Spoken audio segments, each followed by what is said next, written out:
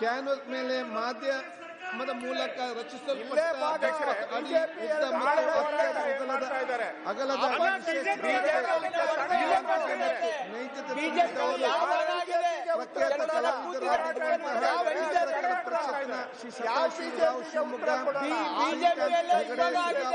ಶೇಷಾದ್ರಿ ಕಲಾಶಾಲೆ ಅಶೋಕ್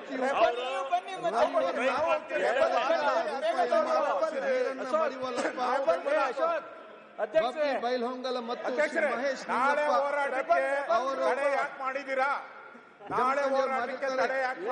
ಮೊದಲ ಸಭಾಧ್ಯಕ್ಷರು ಅಜಾಮರ ಚಿಂತನೆಗಳನ್ನು ಮತ್ತು ತತ್ವಜ್ಞಾನವನ್ನು ಪ್ರತಿಬಿಂಬಿಸಿದ ಈ ಪವಿತ್ರ ವೇದಿಕೆಯು ಕೇವಲ ಶರಣ ಚಿಂತನೆ ಕೇಂದ್ರವಾಗಿರದೆ ಸಮಸ್ತ ಮನಕುಲದ ಏಳಿಗೆಗೆ ಶಾಶ್ವತ ಆದರ್ಶ ನೀಡಿ ಮಾನವೀಯತೆ ಮತ್ತು ಸಮಾನತೆಯ ಮಹಾನ್ ಸಂದೇಶಗಳನ್ನು ಸಮಸ್ತ ಕೇಂದ್ರವಾಗಿತ್ತು. ಇದು ಸರ್ವ ಜಾತಿ ಧರ್ಮಗಳ ಸ್ವೀಕರಿಸಿದ ತಾಣವಾಗಿದ್ದು ಅಕ್ಕ ಮಹಾದೇವಿ, ಮಾದರ ಚೆನ್ನಯ್ಯ, ಅಂಬಿಗರ ಚೌಡಯ್ಯ, ಸಿದ್ದ ಮಹೇಶ್ವರ, ಮಡಿವಾಳ ಮಾಚಿದೇವ, ದೋಹರ ಕಕ್ಕಯ್ಯ, ಕೇತಯ್ಯ, ಬಹುಮುಖಿ ಚೌಡಯ್ಯ, ಕೇತಲ ದೇವಿ ದುಗ್ಗಲೆ, ಕಾಲಪ್ಪ ಮೊದಲಾದ ಶರಣರ ದಿವ್ಯ ಚಿಂತನೆ ಜಗತ್ತಿಗೆ ಪರಿಚಯಿಸಿದ ಆ ಪುಣ್ಯ ಸ್ಥಳವಾಗಿದೆ. ಈ ಒಂದು ವಿಚಾರಗಳನ್ನು ಮಾತ್ರ ಅರ್ಥ ಮಾಡಿಕೊಳ್ಳುವುದಲ್ಲ, ಮುಂದಿನ ದಿನಗಳಲ್ಲಿ ಯುವ ಜನಾಂಗ ವಿದ್ಯಾರ್ಥಿ ಸಮುದಾಯವನ್ನು ಹುಟ್ಟಿ ಬರುವ ಮಕ್ಕಳಿಗೆ ಮಾಹಿತಿ ಕೊಡಬೇಕಾಗಿ ಮತ್ತು ಪರಂಪರೆಯನ್ನು ಜನಸಾಮಾನ್ಯ ಮತ್ತು ಮುಂದಿನ ಪರಿಚಯ ಮಾಡಲಿಕ್ಕೆ ಕೊಡಬೇಕಾಗಿ ಒಂದು ಭಾವಚಿತ್ರವಾಗಿದೆ.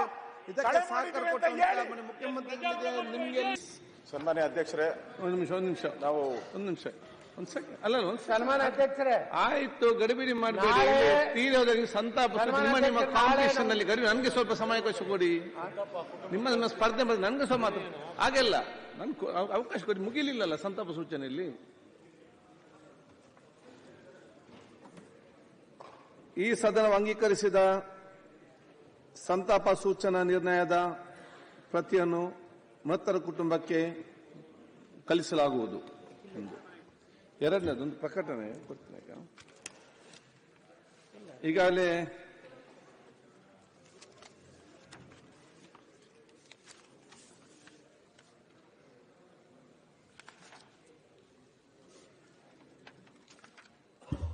ಕೆಲವೊಂದು ಬದಲಾವಣೆಗೆ ಮತ್ತು ಕೆಲವೊಂದು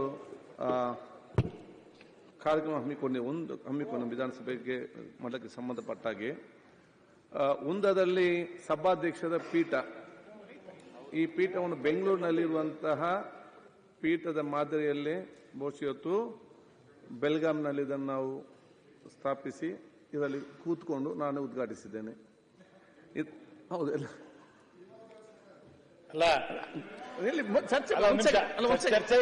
ಚರ್ಚೆ ಇಲ್ಲ.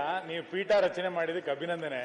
ಅಲ್ಲ, ಬೇರೆ ಬೇರೆ ಚೇರ್ಗಳನ್ನ ಹೆಂಗ್ ಭದ್ರ ಮಾಡ್ಕೋತಾ ಇದಾರೋ ಹಂಗೆ ನೀವು ನಿಮ್ ಚೇರನ್ನ ಎಷ್ಟು ಭದ್ರ ಮಾಡ್ಕೊಂಡಿದ್ದೀರಿ ಅಂತ ನಂಗೊಂದು ಸಂತೋಷ ಆಯ್ತು ನಿಮ್ ಪೀಠನ. ಹಾಗಾಗಿ ಈ ಪೀಠದಲ್ಲಿ ಶಾಶ್ವತವಾಗಿರ್ತೀರಾ ನೀವು. ಅಲ್ಲಿ ಚೆನ್ನಾಗಿ ಮಾಡಿದಿರಿ. ಬೆಳಗಾವಿ ಅಧಿವೇಶನಕ್ಕೆ ಸಂಬಂಧಪಟ್ಟಂತೆ ಪೀಠ ಚೆನ್ನಾಗಿ ಮಾಡಿದಿರಿ. ನಿಮಗೆ ಅಭಿನಂದನೆಗಳನ್ನ ಸಲ್ಲಿಸ್ತೇನೆ. ನಿಮ್ಮ ಅನಿಸಿಕೆಯಲ್ಲ ನನ್ನ ಕೃತಜ್ಞತೆಗಳು. ಇದರ ಅರ್ಥ ಏನಂತ ಹೇಳಿದ್ರೆ ನಾನು ಇಲ್ಲೇ ಕೂತ್ಕೊಳ್ತೇನೆ, ನೀವು ಅಲ್ಲೇ ಕೂತ್ಕೊಳ್ತೀರಿ ಎಂಬ ಸ್ಪಷ್ಟ ಸಂದೇಶ ಕೊಟ್ಟಿದ್ದೀರಿ. ಅಲ್ಲಲ್ಲ, ತಿಳುವಳಿ ಸೂಚನೆಯನ್ನ ಕೊಟ್ಟಿದ್ದೀರಿ. ನಮ್ದು ಅದಕ್ಕೇನು ಅಭ್ಯಂತರ ಇಲ್ಲ. ಈಗ ಅದನ್ನ ಚರ್ಚೆಗೆ ನೀವು ಕೊಡ್ತೀರಾ? ಅನುಭವ ಮಂಟಪದ ಉದ್ಘಾಟನೆ ಮಾಡಿ ಚರ್ಚೆ ಇಲ್ಲ, ನಾನು ಎಲ್ಲಿ ಬಿಡ್ತೇನೆ ಮತ್ತೆ ಮಾಡುವಂತ. ಮಾತಾಡ್ತಾರಲ್ಲ, ಎಲ್ಲರೂ ಮಾತಾಡ್ಬೇಕು ಅಂತ ಹೇಳ್ತಾರಲ್ಲ. ಇದು ಮುಗಿದ 2 ನಿಮಿಷ ಮಾತಾಡ್ತಾರೆ ಎಲ್ಲರೂ ಕೂಡ. ಇಲ್ಲಿ ಈಗ ಅನುಭವ ಮಂಟಪ ಇರಲಿ, ಬಸವಣ್ಣವ್ರ ದೇವಸ್ಥಾನಗಳೆಲ್ಲ ವಕ್ಫ್ ಬೋರ್ಡ್ ಆಗ್ತಾ ಇದೆ. ಆಯ್ತು, ಈಗ ನೋಡಿ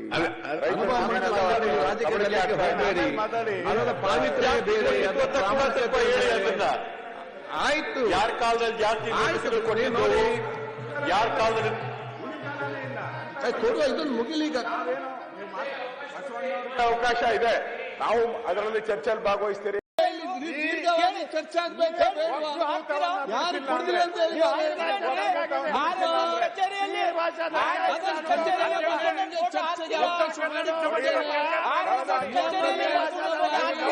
ನೋಡಿದ್ರಿ.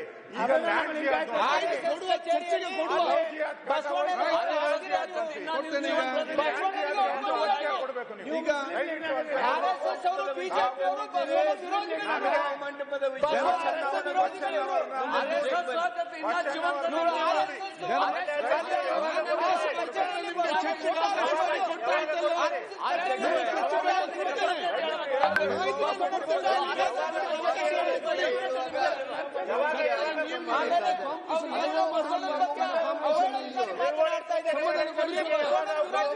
ಅವಕಾಶ ಮಾಡಿಕೊಡುವ ಇವರು ಬಸವಣ್ಣನ ವಿರೋಧಿಗಳು, ಬಿಜೆಪಿ RSS ಅವರು ಬಸವಾದಿ ಶರಣ ವಿಚಾರಧಾರೆ ವಿರೋಧಿಗಳು.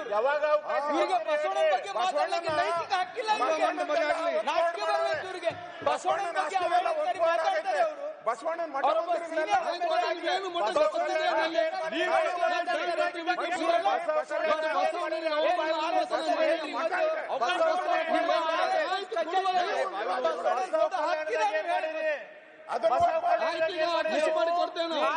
ಕಚೇರಿಯಲ್ಲಿ ಬಸವಣ್ಣನ ಫೋಟೋ ಹಾಕ್ತೀರಾ? ಹಾಕ್ತೀರಾ ಹೇಳಿ ನೀವು, ಫಸ್ಟ್ ಹೇಳಿ ನೀವು.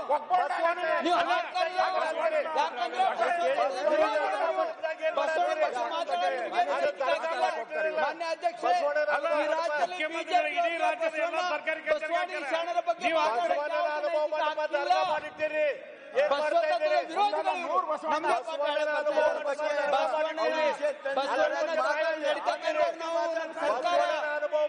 ಕಾಂಗ್ರೆಸ್ ಬಸವಾದಿ ತತ್ವದ ಮೇಲೆ ನೀವು ಬಸವಾದಿ ಶರಣರ ವಿರೋಧ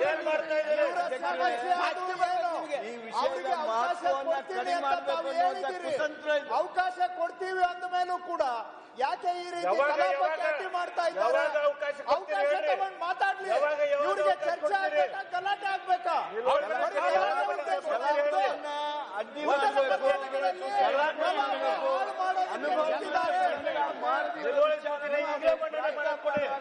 ಅವರಿಗೆ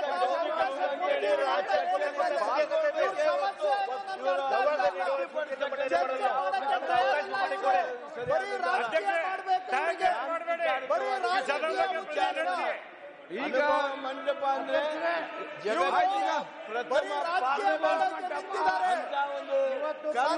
ಕಲಾಪ ಹಾಳು ಮಾಡೋದೇ ಇವರ ಉದ್ದೇಶ.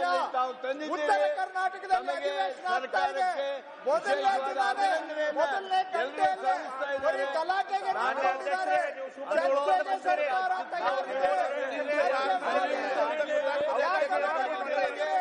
ಸ್ಪೀಕರ್ ಜೊತೆ ಸಹಕಾರ ಮಾಡಿ, ನಿಮ್ಗೆ ಅವಕಾಶ ಕೊಡ್ತಾರೆ. ಅವಕಾಶ ಕೊಟ್ಟಾಗ ಚರ್ಚೆ ಮಾಡಿ, ನಾವು ಚರ್ಚೆಗೆ ತಯಾರಿದ್ದೇವೆ. ಆದ್ರೆ ಇವಾಗ ನೀವು ಮಾಡ್ತಾ ಇರೋದು ಕಲಾಪವನ್ನ ಹಳ್ಳಗೆಡುತ್ತಾ ಇದ್ದೀರಾ. ಜನ ನಮ್ಮನ್ನ ನೋಡ್ತಾ ಇದ್ದಾರೆ. ಆಯ್ತು ಈಗ ಆಯ್ತು. ಅಶೋಕ್ ಮಾತಾಡ್ದಲ್ಲ, ಆಯ್ತು ಅದಕ್ಕೆ ಜಾನದವ್ರು ಕೂತ್ಕೊಳ್ಳಿ, ದಯವಿಟ್ಟು ಕೂತ್ಕೊಳ್ಳಿ. ಬಾಲಕೃಷ್ಣ ಕೂತ್ಕೊಳ್ಳಿ. ಆಯ್ತು ಬೇಡ, ಅವ್ರು ಮಾತು ಕೂತ್ಕೊಳ್ಳಿ. ಈಗ ಕೂತ್ಕೊಳ್ಳಿ. ಈಗ ಏನಿದೆ, ಸಕಾರಾತ್ಮಕವಾದ ಚರ್ಚೆ ಮಾಡ್ಬೇಕಂತೇಳಿ ಇವತ್ತು ಅಧಿವೇಶನ. ಅಕಾಲಿಕ ಮಳೆ ಆಯ್ತು, ಆಯ್ತು ನೀವು ಕೂತ್ಕೊಳ್ಳಿ. ಶಿವಲಿಂಗ ಅವರು ಕೂತ್ಕೊಳ್ಳಿ. ಈಗ ಆಮೇಲೆ ಮಾಡೋಣ.